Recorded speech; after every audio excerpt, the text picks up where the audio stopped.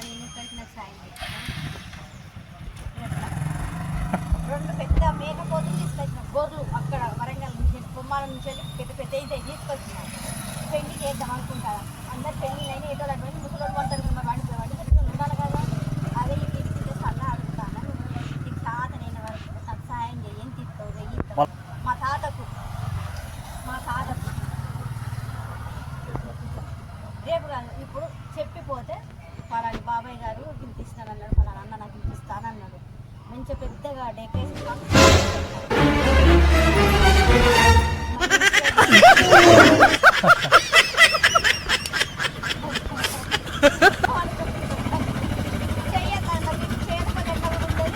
మేకపోతే కొమ్మాల తీసుకొచ్చిన వరంగల్ దగ్గర కొమ్మాల చేస్తున్నాయి ఫంక్షన్.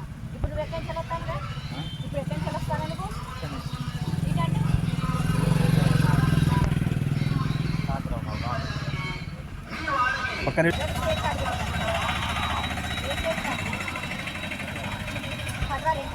అయితే ఇప్పుడు ఇంటికి వెళ్ళిపోతాను.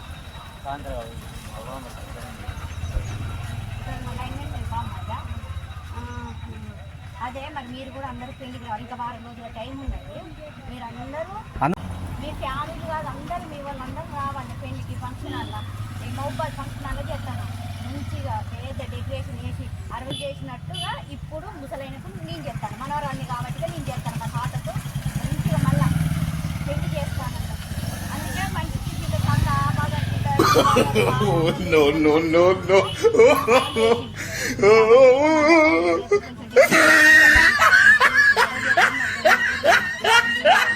నీ శాత నేను కడిగి నాకు సాయం చేయాలని నిన్ను కూడా నేను జరుగుతాను. అదే అందుకే నేను అడుగుతాను. మరి ఎంత ఇస్తావు? రేపు కాదు ఇప్పుడే చెప్పు ఎంత ఇచ్చేది. రేపు అంటే మళ్ళీ నువ్వు వస్తావు కానీ ఇప్పుడు చెప్పు. వారం ఉన్నది కదా పెళ్లి, వారం తర్వాతనే తీసుకొచ్చి రేపు పెళ్ళి అనుకుని తీసుకోవద్దు. కానీ ఇప్పుడు చెప్పు నీ పేరు అట్లా రాసుకుంటా. 100 ఇస్తావా, 200 ఇస్తావా, 50 రూపాయలు ఇస్తావా, 20 రూపాయలు ఇస్తావా, 10 రూపాయలు, 5 రూపాయలు ఎంత అది మనకు శాఖ జేబులు ఉంటే ఇద్దులే. కానీ ఇప్పుడు మాత్రం అట్లా నాకు చెప్పాలి. చెప్తే నేను పేరు రాసుకుంటాను. అది ముసలంటే 60 సంవత్సరాలు షష్టి పూర్తికి ఇట్లా అయినా మళ్ళీ పెళ్లి చేస్తానని అది మరి షష్టి పూర్తి చేసిన మా అమ్మమ్మ తను షష్టి పూర్తికి ఇట్లా అన్నీ చేసినాక మళ్ళీ ఇప్పుడు 75 సంవత్సరాలు ఉన్నాయి. కొడుకులు కోడళ్ళు అందరు పెళ్లిలైన మునుగోళ్ళు మనవరాలు ముని మనవరాల కంచెలు చూసింది. మళ్ళీ ఇప్పుడు వాళ్ళకి పెళ్లి చేసే కథ నాకు కూడా బాధ్యత తీరిపోతుంది. వాళ్ళ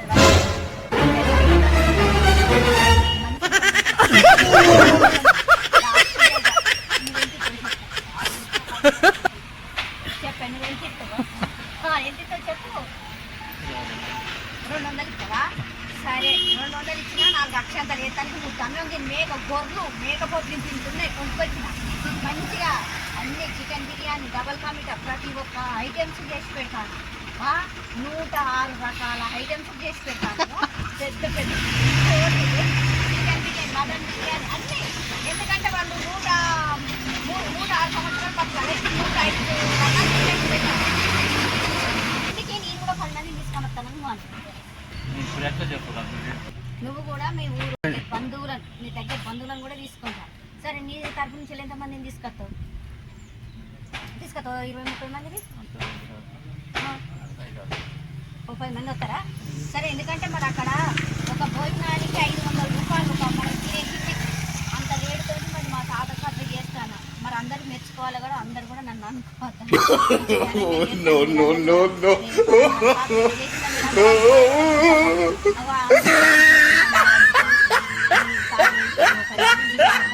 తీసుకొని రా మంచిగా చాలా మందినే తీసుకొని రా. ఏం కాదు. ఇటు కరెంట్ ఆఫీస్ కాడ కరెంట్ ఆఫీస్ కాడ ఏమన్నారా? ఆయన దేవుడు ఆయన పెళ్ళి అక్కడ ఆఫీస్ కాడ ఉంటాడా? ఇక్కడ బిల్లింగ్స్ కడతాను కదా ఉత్తగానే మాట్లాడతాను. స్టేట్ కార్డు పోయిన పని అయ్యిందా మరి? మళ్ళీ రేపు రమ్మన్నవా? అందుకేనా రేపు వచ్చేటప్పుడు మరిన్ని పైసలు ఇస్తానంటాను.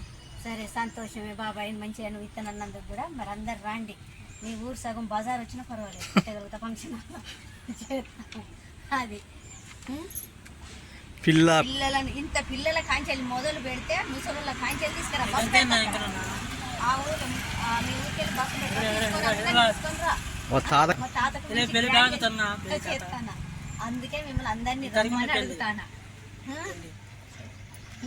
ఓకే మరి బజార్ మొత్తం అందరు వస్తారు కదా, ఆడ బస్సు పెడతా రాండి అందరు. తప్పకుండా మర్చిపోకుండా రావాలి. ఎందుకంటే నువ్వు నీ డబ్బులు ఇస్తాను కాబట్టి పిలుస్తాను.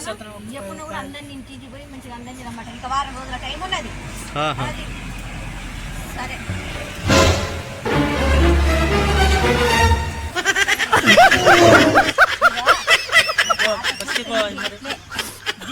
నువ్వేమంటావు, నువ్వు డబ్బులు ఇస్తావా అయ్యేవన్నీ మీద జోక్ చేసిన అట్లా టాట చెప్పు సెల్లుకు.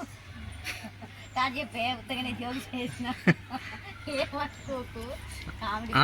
ఏమనుకున్నావు అట్లా నేను అంటా అంటే మా తాతకు పెళ్లి చేస్తా అని అంటే నువ్వేమనుకున్నావు? ముసలైన పెళ్లి ఏంది అది టెస్ట్ పూర్తని అనుకున్నావా?